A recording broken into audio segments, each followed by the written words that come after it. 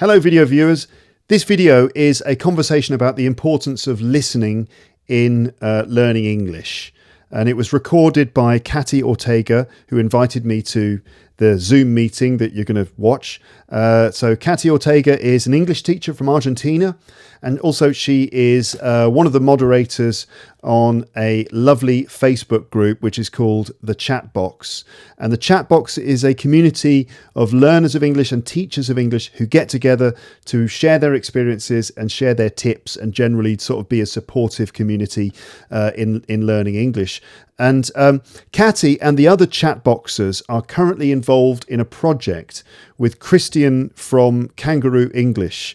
Their project is to build schools for poor children. They launched a fundraiser to raise funds to build a school in Laos. And that was a success, and they are still looking for contributions to help extend the project. So you might have heard me talking to Christian from Kangaroo English in an episode of my podcast about this project. So anyway, Katy invited me to this Zoom meeting with another member of her team, Christina, who's also involved in the project, for two reasons. One is to talk mostly about listening in English and how listening is so important in learning English. And then secondly, at the end of the video, we talk about the school building project that they are involved in. And Katy, Christian and the others are looking for volunteers. They're looking for donations and other kinds of support for their project. So if you are interested, check the link in the description. You'll find a link to the fundraising project. And if you'd like to take part, you can get more information there. And in fact, all the links that you need, I think the chat box is there and everything else as well. So all the links that you need are there. Right. So I hope that you find this conversation interesting, that it makes you think about how much time you devote to listening in your learning of English, and generally to consider the importance of listening for learning English in the right ways. Okay, right, nice one. Here we go. Hello there. Hello, Katy. Hello, Luke. Hello, Christina. Hi. Christina, Hi. so happy to see you here. Look, how are you, dear? How are you? I'm so happy to see you. Ma come? Argentina. Is this an Argentinian thing? Yeah, this is Argentina. Have you not had lunch yet? I am fine, Katy. Very nice to see you again. Yeah, I'm doing fine. We just had a weekend away at the seaside. My wife, daughter, and I spent the weekend at the seaside because it was my birthday. And I my was wife being about to say. Yes.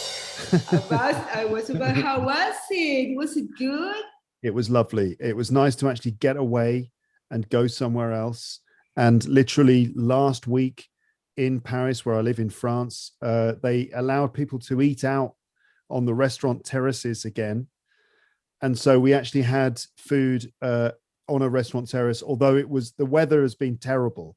So it was kind of like raining sometimes and windy, but we were all there with our coats on, done up, eating our seafood.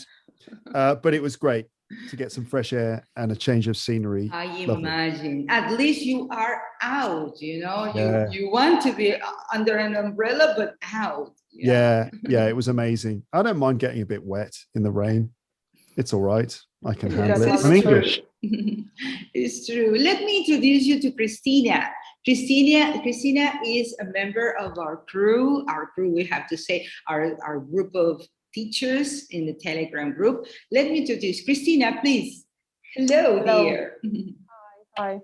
Actually, I'm one of the, let's say, teacher, even though I don't like to call myself teacher because I'm not, but I'm a member who try to, to motivate people to speak, break down all barriers, just speak, have fun by playing games, by discussing things. So, and that's exactly what we are doing in our project. I just want to say thank you very much. I love all you guys, and we're changing the world.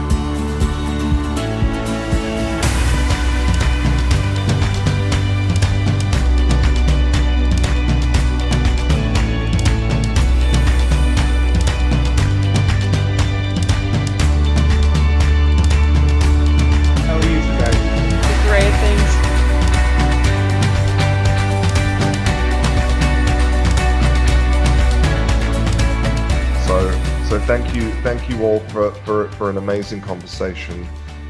Thank you for your your kind words and your inspiration, for sharing your stories. And we'll talk again soon. Okay.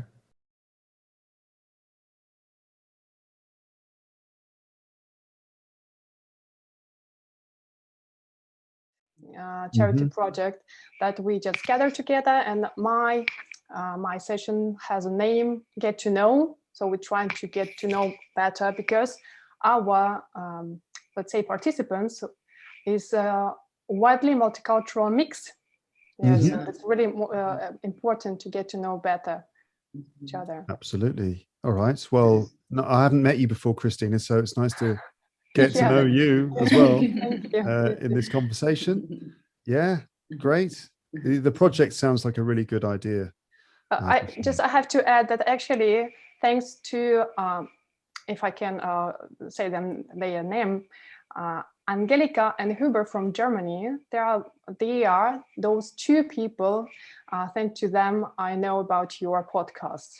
Oh, really? Yes. Oh, so they're Lepsters. They're Lepsters, are they? They're some of my agents. I think so. Yes, they are. Oh, great. Oh, that's good. Thanks, guys. Thanks for spreading the word. My people. I've got various agents in different countries who work to promote my podcast. They spread the word, all over, and they're from Germany. But, of Great. course. Well, let's go to the topic, because today, I thank you so much for being here.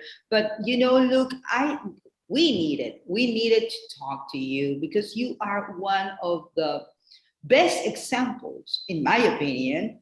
I think Christina is going to agree with me, that the best examples on how listening really makes a difference in our journey through, getting the expected fluency, of course. So can you tell us something about, first of all, why you do what you do, okay? And then, how can we connect that with the listening practice, and the results?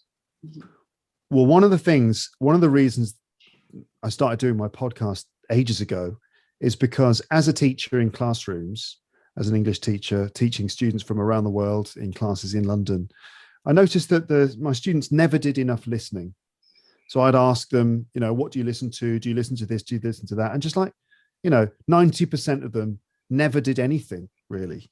There were some that would watch TV series and films, and, they would make an effort to listen to certain things in English. But the vast majority of people, in my experience, even though they paid their money, traveled in some cases around the world to come to my classroom, none of them ever did enough listening. And it was obvious that that wasn't helping them, because their English wasn't very good, and that's why they were in the class, of course. But I don't know, in some cases I felt like it didn't even occur to them that they could just spend their time listening to things. People didn't know what to listen to. They didn't know how to find things. They didn't know what to do. It's just people were completely clueless about the whole idea of doing it. So I thought, all right, fine. That's just in terms of what you asked me, that's one of the motivating reasons why I started doing my podcast. And I thought 12 years ago, there was a gap. There was a lack of audio content for learners of English. There was some stuff, the BBC was doing 6-minute English, and there were a few other podcasts, but for the most part, there wasn't really a lot of content. Hardly any YouTube channels devoted to English teaching. And YouTube's another thing entirely, in fact. But anyway, so I thought, right, maybe I can do some audio material and people can enjoy listening to it, and it will make a big difference. So that's one of the reasons why I started doing it. And also in classrooms as well, in language classes, people don't do enough listening either. There's some, think about your typical English lesson. There's usually some listening with a task, several tasks, like there'll be a global a comprehension task, and then Yeah. something more specific. And often it turns into quite intensive listening, where you've got to listen for specific information. The audio will be only a couple of minutes long in most cases. Anything over about 3 minutes is too long for a classroom. And often in course books, the listening is pre-written, scripted, and scripted dialogue often. And they're mostly horrible, aren't they? Really, they're pretty. I want to go to the kitchen. I am going to eat my chicken. Would you like to come? And this is like dialogues. Even the ones that are, and I don't mean to bash the course books, because I think they're great and I've used them throughout my career. I think the course books are really good. They're based on really good methodology and stuff like that. And it's not what I'm trying to do. But what I mean to say is that, that just not enough time is being devoted to listening, and the right kinds of listening. It doesn't have to be task oriented. It doesn't have to be, listening comprehension tasks and all that stuff. That's great, but it doesn't have to be that. Simply listening, and listening for longer periods of time, and listening because you enjoy it, and just a more natural process of just, I'm just going to, a new episode of the podcast is out. I'm going to listen to it, and it's an hour long, and people are just listening to it. They're not thinking about learning English. They're not thinking about specific questions or whatever. They're just listening because they want to follow the conversation, or they find it enjoyable. That's really important, I think. And that's when I think listening as a learning resource really works best, when it's done long term, because there isn't just one single listening, like a recording, that if you just listen to this 1 5-minute recording, that your English is going to suddenly improve as a result. No, it's like lots of time spent on a regular basis, long term. And that's how, I think listening can help. I mean, I can go into more things. Exposure to the language is obviously vital. How can you expect to be able to produce the oral version of the language if you don't know what it really sounds like? You've got to hear it being used. You've got to hear English as the oral version of English, so that you know what it is that you're trying to reproduce. English is not just words, abstract, or words on a page, or grammar written down. It's there's a whole sort of social, psychological, physical aspect to it too. There's a whole delivery system relating to English in terms of pronunciation and social interactions, and the pragmatics of how we actually use English for doing this thing called communication. And so listening to people talking can be a great way to just tune into how English is used in that sort of pragmatic way. Listening helps with your pronunciation, and that helps with your speaking. The better you get at listening, the better you get at understanding what the spoken language actually sounds like and how it's produced. In the same way that doing lots of reading can help your writing, doing lots of listening can help your speaking too. Listening helps you with social skills, and I think the vast majority, unless you're emailing people, which obviously a lot of people will be doing, they'll be in their offices emailing, but for the most part, we will be interacting orally, and listening is a huge part of that. If you don't understand what the people you're talking to, if you don't understand what they're saying, then you've got no chance at all. And I read a study in what was it? Teaching and Learning in the Language Classroom by Patricia Hedge. I think that's the book. But in that, there's a quote that there was a study done 1978, Rivers and Temperley in Oxford, and they worked out that. So, what do you reckon is the percentage of time spent in communication across the 4 skills? What's the percentage of time we spend on writing?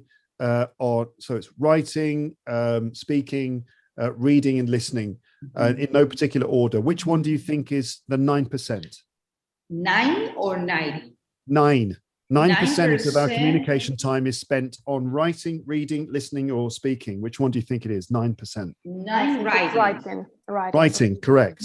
16%. 16%. 16% of the time we are doing reading. 30%. Communicating. Speaking. Yeah. And 45% of the time we are listening. Yes, yeah, 45% of our communication time is spent listening.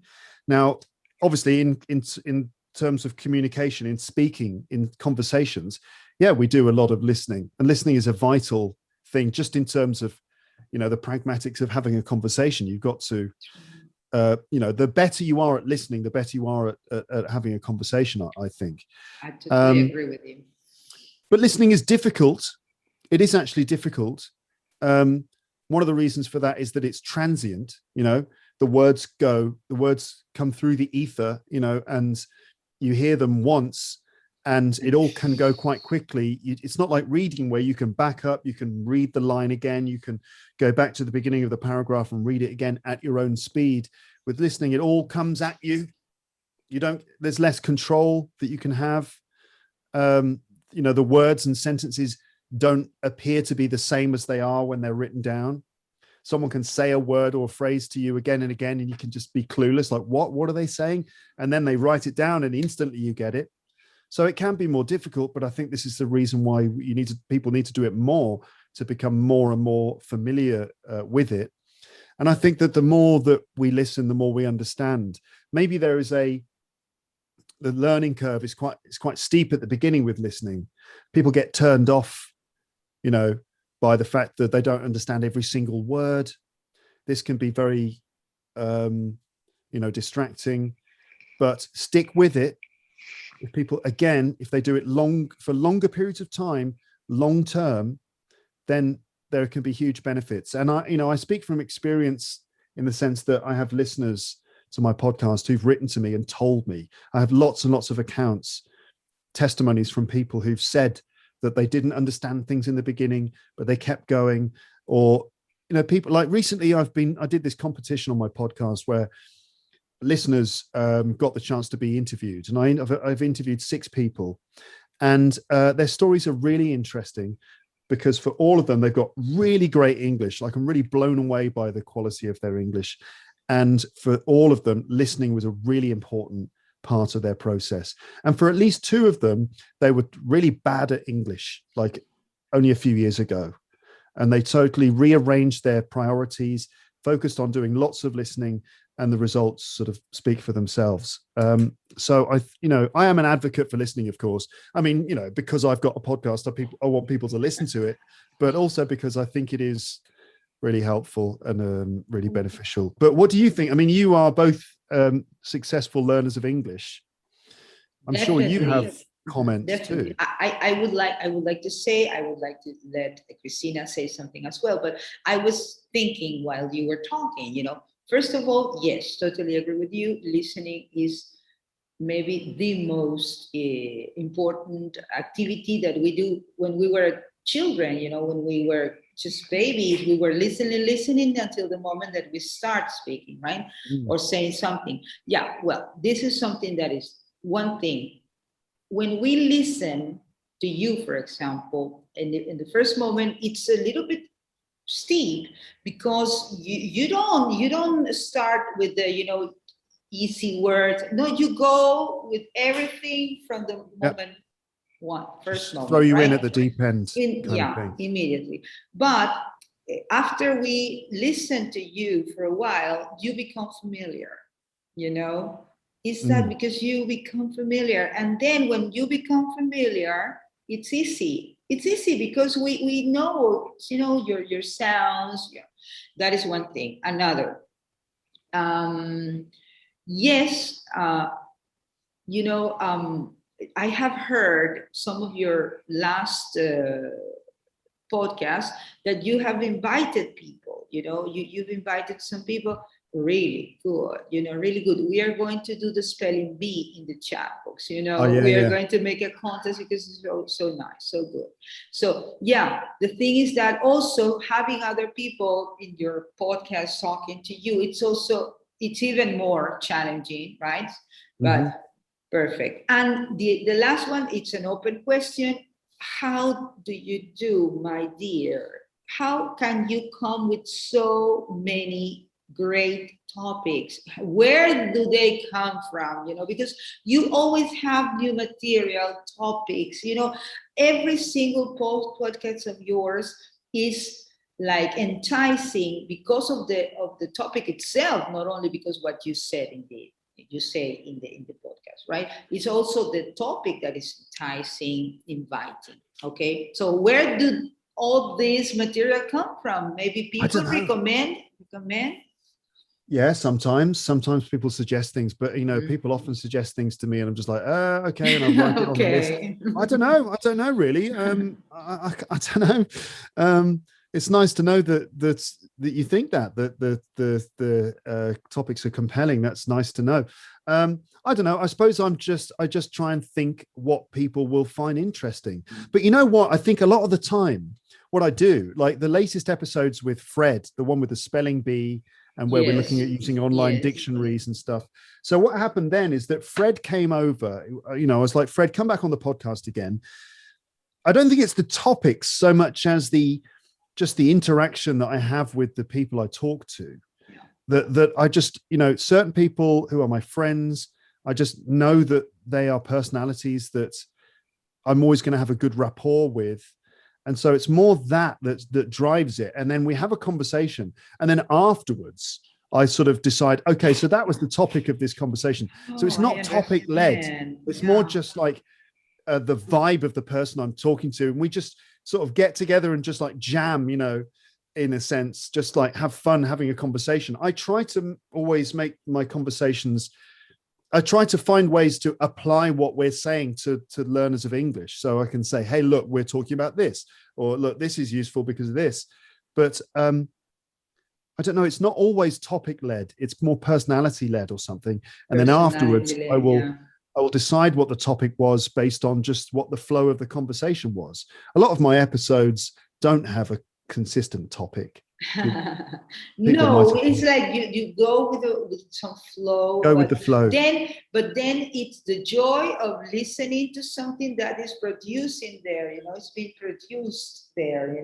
But it's with the topic. But even when you do the reading or not the commenting of the books with your mom, it's incredible. Well, that's nice of you to say.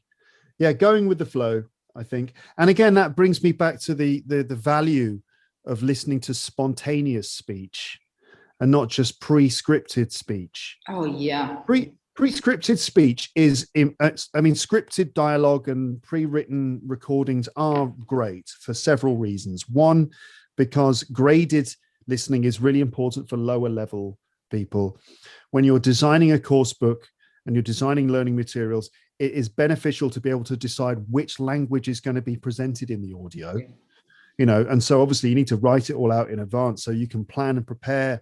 A lot of material is very well prepared and well designed, by professionals. And that's another reason. And a third reason is because it means there's always a transcript at the end, which is good. Because, you can play with transcripts and audio, having the two allows you to do lots of different types of practice and stuff like that. So that's a thing, but it does take away that spontaneity, which is the sort of a spark that is in every conversation. And listening to people listening to each other is actually a really important thing to do too. Listening to the way that people respond to each other and the way that people pay attention. And when you know that people are listening and when you know that there's this spontaneity in the air, it somehow grabs you a lot better. And in some conversations I have with people, I don't see the time going. I'll look at my recorder and I'll be like, oh my goodness, we've been speaking for 45 minutes. And it's just that we've just been trying to follow each other, just sort of like chasing each other and dancing, and hopefully that makes engaging and compelling audio, which is the useful stuff for learning. When you don't see the time passing, you're just focusing on just trying to understand and follow what's being said.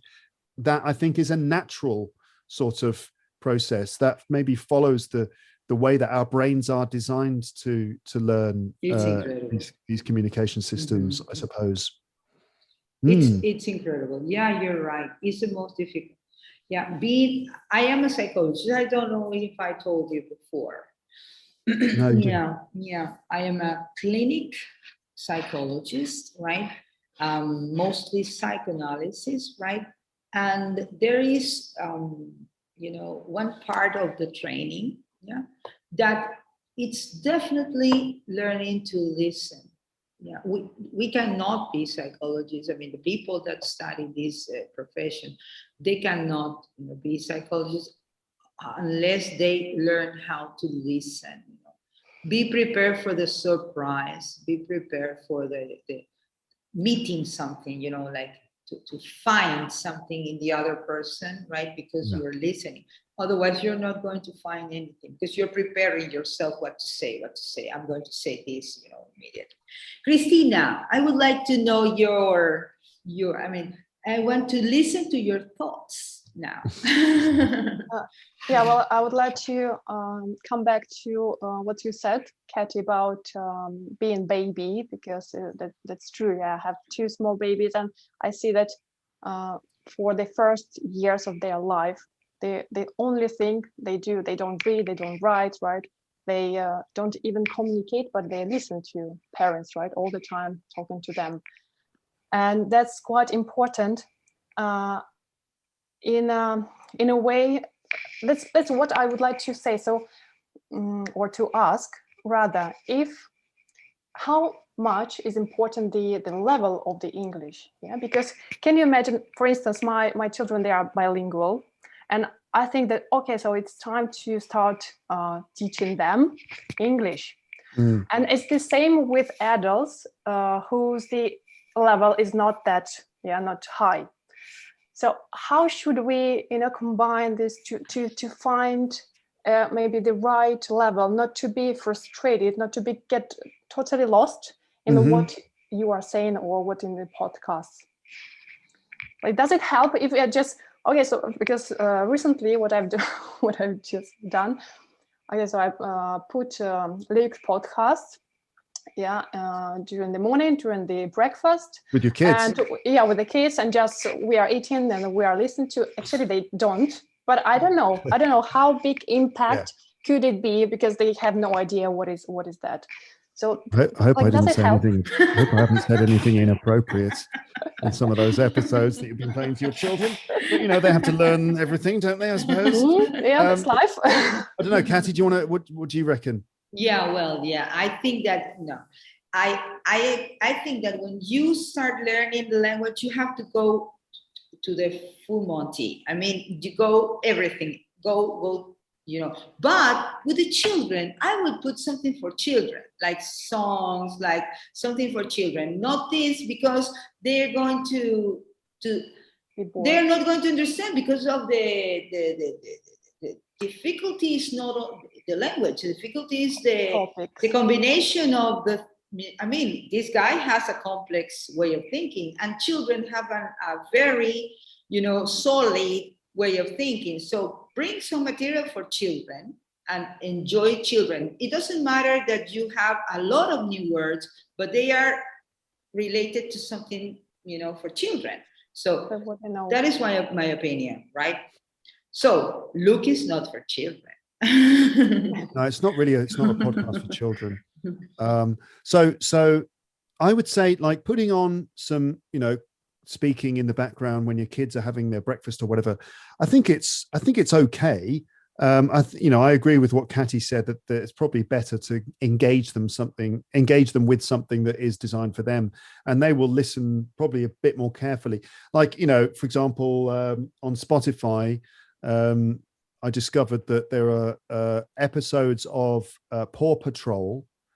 I don't know if you know about Paw Patrol. Yeah. Paw Patrol. One of the dogs. Dogs. Yeah. It's like a gang of dogs, and they rescue people in trouble. It's the same story as like almost every kids' TV show. There's a bunch of animals, and they rescue people. It's always the same thing.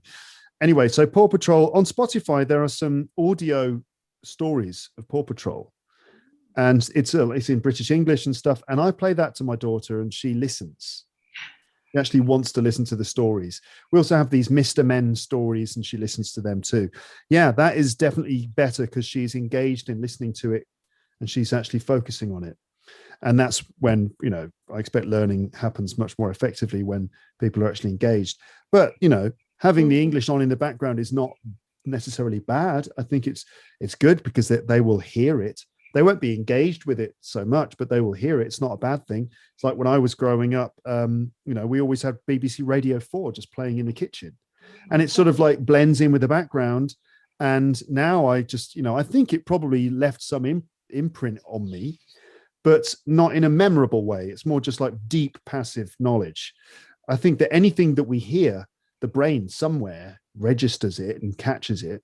But yeah, you really want to capture their attention and grab their attention. When it comes to adults at different levels, I think, yeah, we've got to be conscious of what level we are. And, you know, there's the 80-20 rule, or whatever, you know, Stephen Krashen said about comprehensible input, that we should be, you know, consuming things. I think a lot of the time he's talking about reading, but things that are just above our level is probably good, where you can understand, you know, what is it, 70 or 80% of it, and then that 20 or 30%, the understanding the majority helps you understand that smaller portion.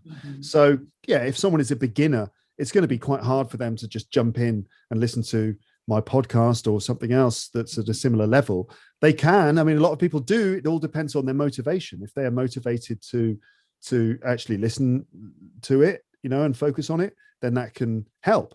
But it's probably a better idea to sort of go with something a bit more simple at the beginning. BBC 6-Minute English is a good example, or British Council elementary podcasts are also good. You can find them online for lower levels.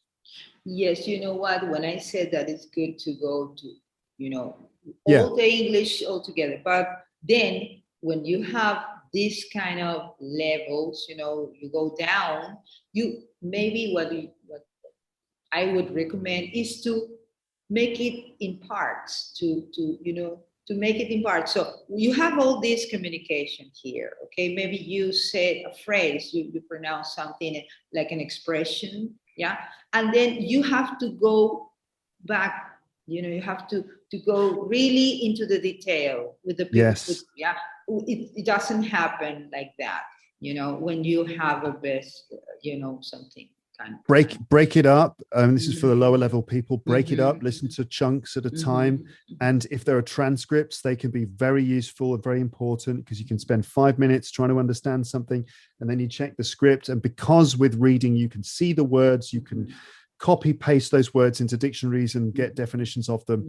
You can kind of like spend a bit more time. Yeah, it's gonna have to be a bit more of a process at the beginning, until you get to a point where you can just like go for a walk or do the washing up while you are listening, and just sort of like follow most of it and let your brain kind of work out the rest. Yes, but for the lower level ones, yeah, you might need to work with the transcript, shorter episodes, or breaking it up into chunks.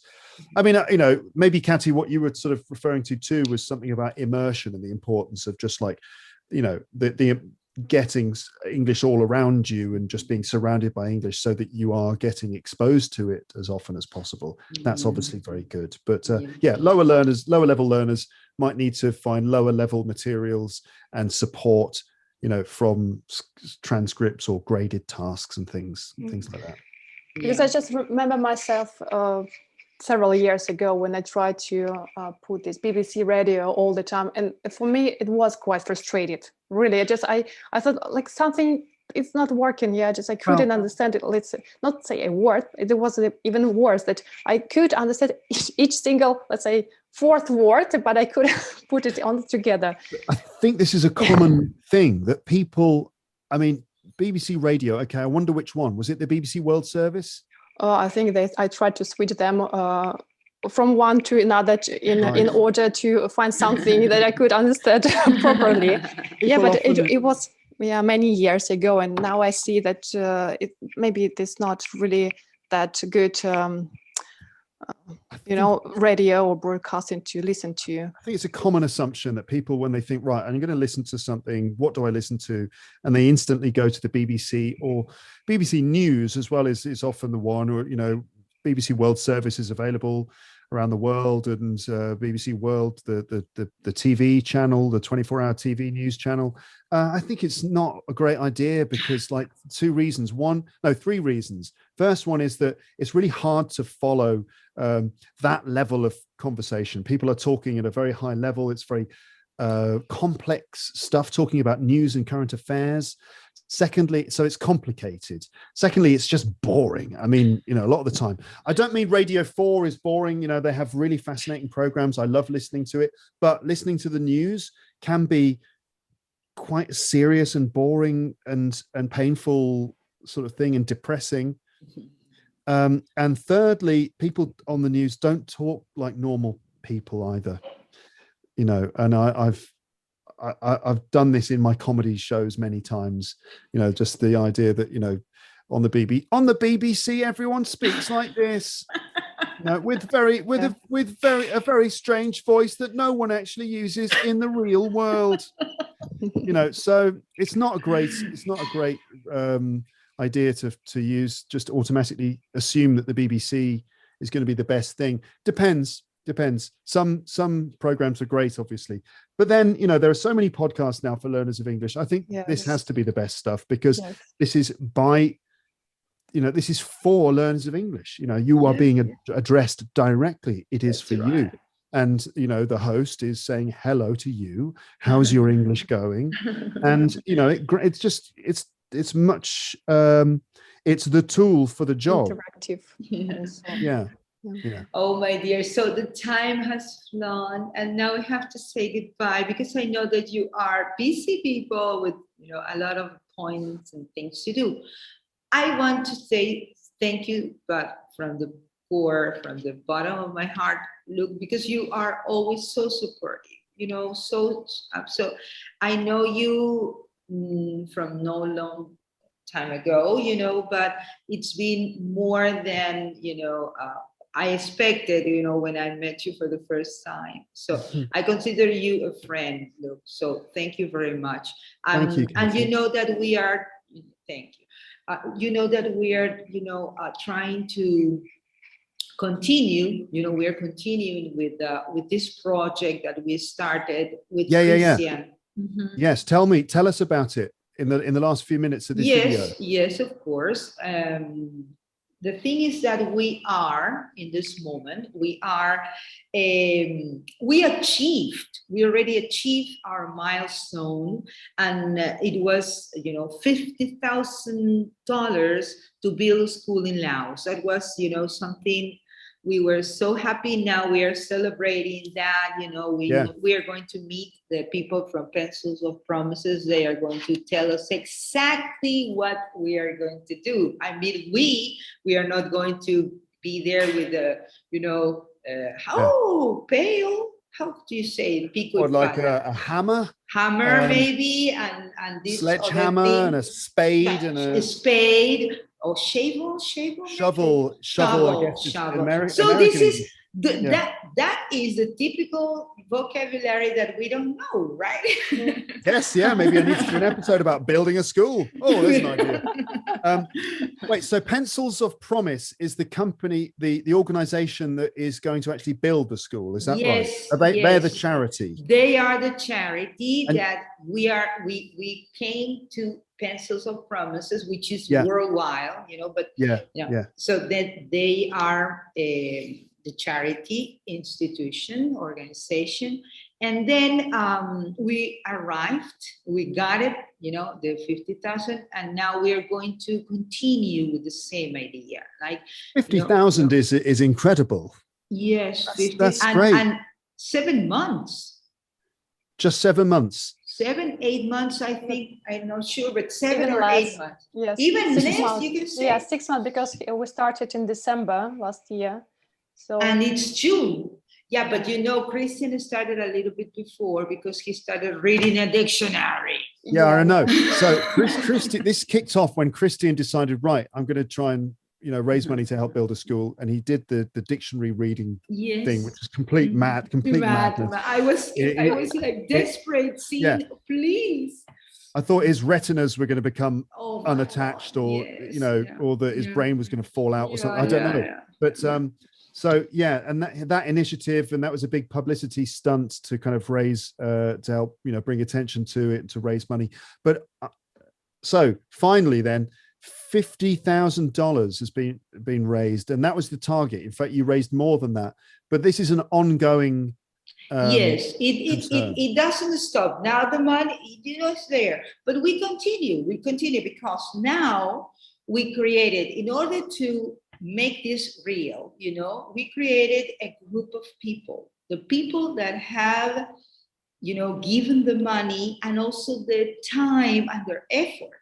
So Christine, for example, is one of the teachers there. Okay. And we have like 129, I think, members in that group. Okay. And we want to make it bigger because it's going to be, the project that we have is that this is not going to be only this, right? We are going to grow. We want to make more schools. We want to help out in other ways. Maybe don't build a school, but maybe help them to be sustainable, in time.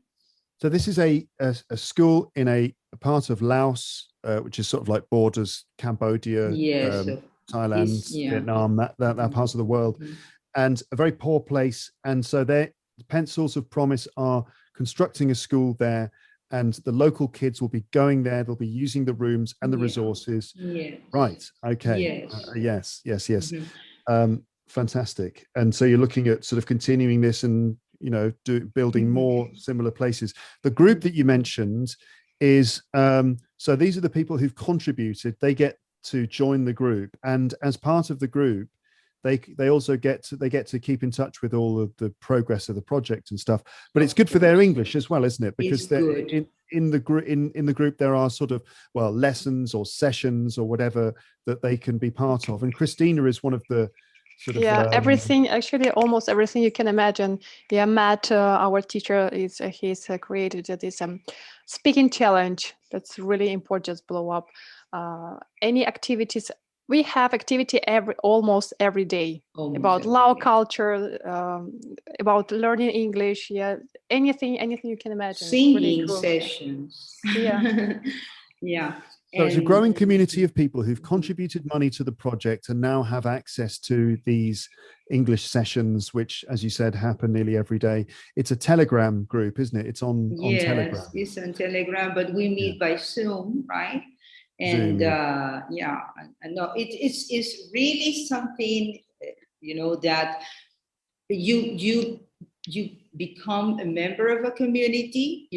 We give some money, but that money is entirely, the 100% is to build the school in Laos. Okay, so I am inviting all the people that want to join us, to be part of it. How do they do that? Okay, why don't we do something? I am going to send you the link, because there is a link to a landing page where you can join, right? You can join and you agree with the terms, which are easy, be part of the community, be active, and good.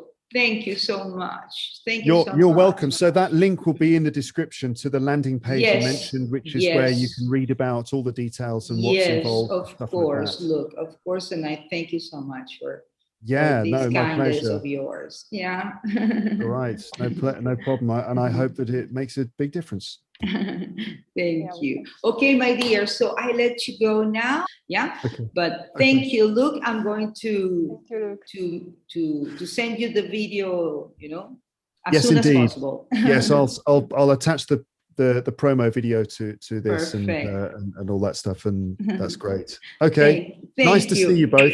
Nice to see you. Bye. Bye-bye. Thank you very much. Take care.